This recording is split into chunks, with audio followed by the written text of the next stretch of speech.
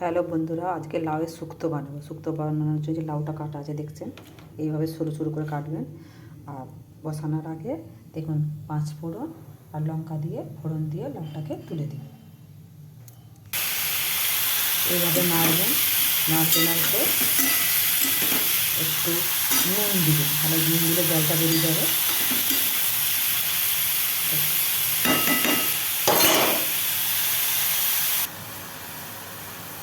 দেখুন লঙ্কা থেকে কত জল বেরিয়েছে। তাই একটু হলুদ দিয়ে দেবো, দেওয়ার পরে এই জলের মধ্যে লাউটা সিদ্ধ হয়ে যাবে। তারপরে ভাজা মশলাটা দেবো, সেই ভাজা মশলাটা আপনাদেরকে দেখাবো। দেখুন বন্ধুরা, সেদ্ধটা হয়ে গেছে। এবার আমি ভাজা মশলাটা দিয়ে এই যে শুক্তোর মশলা দেখছে, তার শুক্তোর মশলা